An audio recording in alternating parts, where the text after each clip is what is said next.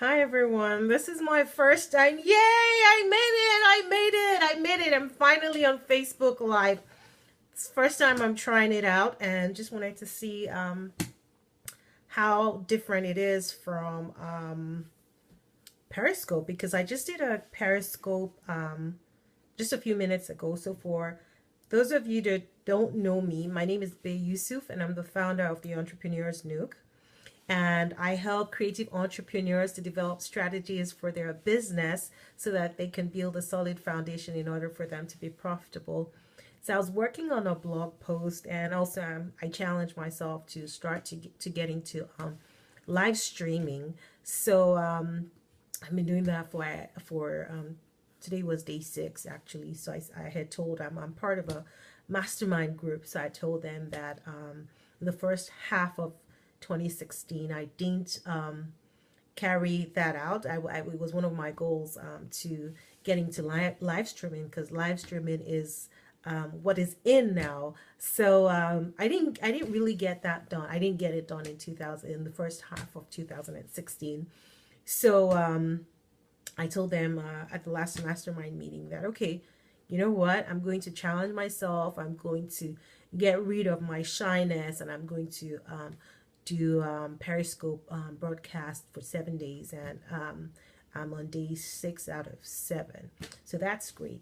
But anyway, I thought I'll just pop on Facebook Live while I'm still on this high from my Periscope. So what did I want to share what I talked about on Periscope? So I was working on a blog post. For those of you that don't know me, my name is Bay Yusuf of the Entrepreneur's Nook. So I was working on a blog post about why you shouldn't quit your 9 to 5 just yet. So I wanted to get on Periscope to share it with folks and just to get a little bit of engagement. But it was quite late in the day, so there were a few people there. I realized after, but I only thought there was one person. So I'll just share that with you since I'm on here. So I talked about financial stability. So when you're getting ready to leave your 9 to 5 job, make sure that you're financially stable.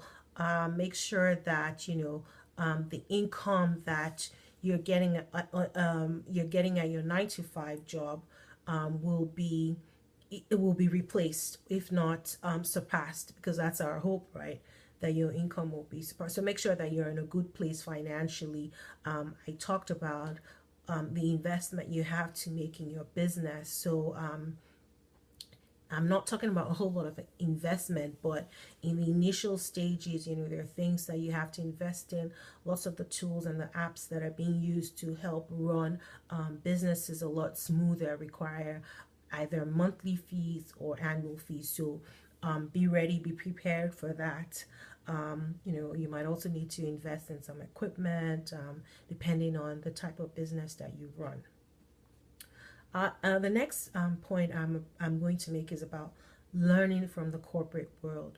Sometimes we overlook that and we separate the corporate world from small businesses. But I believe that there are lessons we can learn from the corporate world that we can scale down into our own businesses. There's a lot to learn. Corporations are big on customer experience, how organizational behavior, how a business is organized. And these are things that you can always scale down to your own business. So, learn from it. Be very, leverage that knowledge that you're getting. Then I talk about being prepared. And when I say being prepared, it's being prepared in every sense of the way. Your family dynamics, how you becoming a full-time entrepreneur is going to affect your family. And I also talk about making sure that, you're mentally, physically, everything, you're prepared in that sense. Once you become a full-time entrepreneur, where are you going to be working? I would expect that you have a space where you would work, either a home office or an office that you're renting, or a co-working space that you can use to really do the work that you have to do, because it's not a vacation. If at all anything, you're going to be working a lot more in the initial stages of being a full-time entrepreneur. Then I talk about, and this is in no order by any means, I talk about checking your commitment, because I think that sometimes that's overlooked. While you're making money, you're drawing a salary every month, it's easy for you to have this, not easy, but you're able to managing your 9 to 5 while growing your side business. It might be fun, but you need to check yourself. You need to check your commitment to this business that you're growing. How long do you see yourself doing this, and are you in it for the long run? This is not a hobby. This is a business that you're fully committed to. So check your commitment before you go ahead and ditch your 9 to 5. And I talk about start pulling profits in your business, and this is key. Start to pull profits. Start to get into the groove of seeing how from month to month how consistent the income you're making is. Make sure that your customer behavior. What kind of income you're going to get, so that leaving your 9 to 5 to focus on it full time will generate even more income and not less. So just be sure that while you're living the 9 to 5 life and growing your business, you're already pulling profits. And if you could pull as much as your salary as a 9 to 5 employee, then that's it's almost like a no-brainer. But start to pull profits. Start to pull profits. I know that for those of us that are working 9 to 5, making as much as your salary in the initial stages might be a little difficult, but it's not impossible. It really is not impossible. And then I also talk about not being pressured, and don't feel pressured yourself. Don't put any undue pressure on yourself to quit your 9 to 5 job. I know that a lot of people, a lot of entrepreneurs are saying, oh, I left my 9 to 5 job, I ditched my 9 to 5 job, and I was able to triple my income. But how long did it take them? And where were they? Like, what space were they in before they left their 9 to 5 job? So don't feel the pressure. It will come.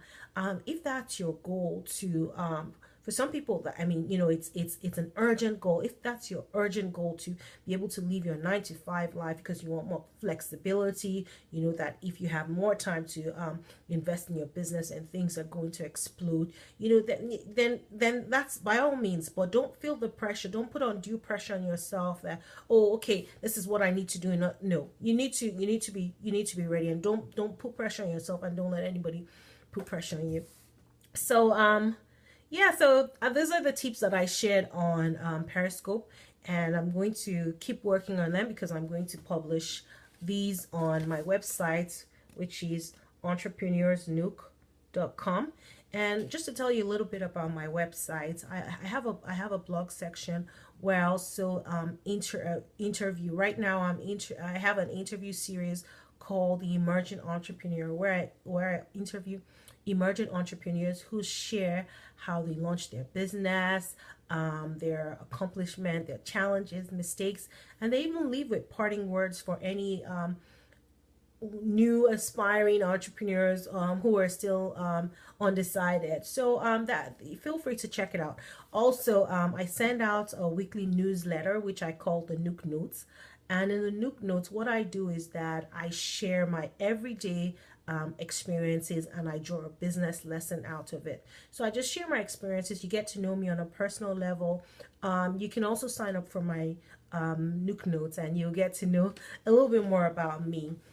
So that's it for me. This is a quick one. I just wanted to come here and try out Facebook Live, and I think that it's great, and I look forward to being back with more of that. So thank you everyone for joining, and see you again next time.